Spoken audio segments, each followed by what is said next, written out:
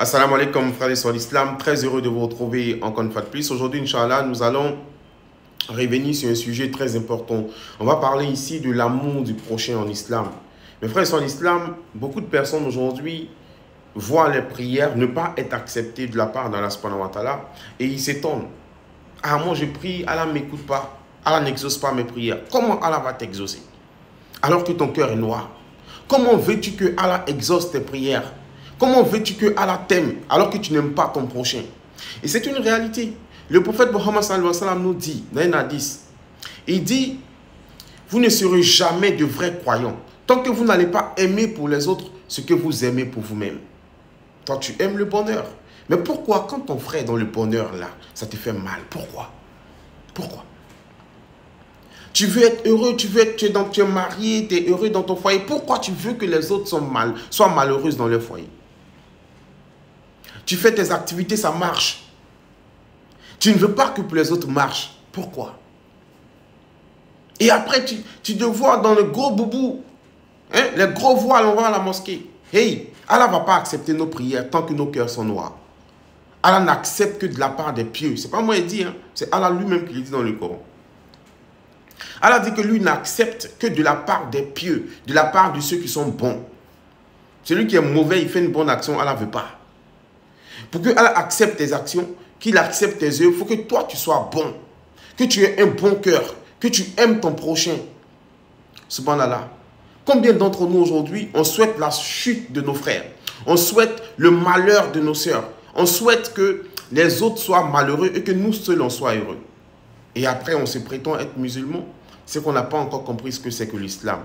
L'islam, c'est l'amour du prochain. L'islam, c'est une religion qui vient nous apprendre que nous sommes tous un.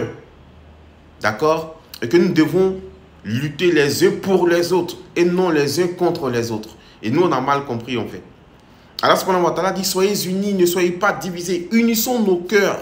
Nos cœurs sont divisés. Aujourd'hui, regardez vous-même dans la communauté musulmane. Regardez les divisions qu'il y a dans la communauté musulmane. Des musulmans qui disent, non, nous on ne parle pas à ce groupe de musulmans. Subhanallah. Des choses qui n'ont pas existé au temps du prophète Mohammed sallallahu alayhi wa sallam. Et je l'ai toujours dit ici, arrêtons de dire, moi je suis Wahhabia, moi je suis Tidjanite, moi je suis... On n'est rien, on est des musulmans, point. Aïe, au temps du prophète Mohammed sallallahu alayhi wa sallam, est-ce que Wahhabia ça existait? Est-ce que Tidjanite ça existait? Est-ce que Soufi ça existait? Ça n'existait pas. Il y avait une seule famille qui était l'islam. Les musulmans étaient unis, solidaires, solides. Mais aujourd'hui, nous sommes divisés et nous sommes devenus très faibles. Très faibles. Regardez en Côte d'Ivoire ici. Les musulmans, ils ont beaucoup d'argent. Vous connaissez combien d'hôpitaux de musulmans? Mais on connaît des hôpitaux catholiques. Il n'y a pas d'hôpital musulman. Subhanallah. Il y a un problème. Notre faiblesse est due à notre désunion. On ne s'aime pas. Wallahi, on ne s'aime pas. Tu vas voir des gens, même ils vont prendre leur propre argent pour aller chez un charlatan. Pour aller donner l'argent à ce charlatan, il faut détruire le business de mon frère. Gâte le mariage de ma copine. Gâte le travail de mon ami. Qu'est-ce que tu gagnes dedans? Et après, tu vas aller à Allahu Akbar. Non, il ne faut même pas prier, quoi, c'est mieux. Voilà. Soignons notre cœur. Purifions nos cœurs. Allah l'a dit dans le Coran. Il dit, craignez le jour où ni vos biens, ni vos personnes ne vous seront d'aucune utilité. Sauf celui qui vient à Allah avec un cœur qui est saint. Nos cœurs sont trop noirs. Nos cœurs sont noirs. On ne s'aime pas, on n'aime pas notre prochain. On n'aime pas le bonheur des autres. Moi, je ne sais pas, c'est dû à quoi? L'autre est heureux. En quoi, toi, ça peut te rendre malheureux? Tu dois être content pour son bonheur. Prions les uns pour les autres. Quand tu vois quelqu'un en difficulté, prie pour lui. Si tu peux l'aider, aide-le. C'est ça l'islam. Mais nous, on ne va pas s'aider. Au contraire, on va même souhaiter que tu échoues. On va souhaiter que tu te perdes. Quel genre de musulmans sommes-nous devenus? Quel genre de musulmans sommes-nous devenus? C'est la question que moi je me pose. Et je vous assure que si ceux qui ont vécu avec le prophète Mohammed sallallahu alayhi wa sallam, s'ils revenaient aujourd'hui, nous trouver aujourd'hui dans notre islam, ils vont se demander ceux-là, ils sont de quelle religion? Ceux-là, c'est quelle religion ils pratiquent? Parce que c'est l'islam que le prophète leur a enseigné. Ce n'est pas le même islam que nous sommes en train de pratiquer. Les musulmans s'aimaient au temps du prophète Mohammed sallallahu alayhi wa sallam. Leurs cœurs étaient unis. Subhanallah. des gens pouvaient donner toute leur fortune. Ils pouvaient partager tout ce qu'ils avaient avec leurs frères musulmans. Même leurs épouses. Subhanallah. C'est en cela que Allah va te dire dans le Coran, il dit, vous n'atteindrez la vraie piété que lorsque vous donnerez en aumône ce que vous chérissez le plus, ce que vous aimez le plus, soyez capable de donner ce que vous aimez. Nous-mêmes à la mosquée, fils Abidillah, donner pour Allah, les pièces lisses qu'ils ont refusé dans Baka, ils ont refusé dans Woro. C'est ça, moi, ils viennent mettre dans la caisse de la mosquée. Subhanallah. Non, on se moque de qui? Ce n'est pas de Dieu, on se moque. Hein. On se moque de nous-mêmes.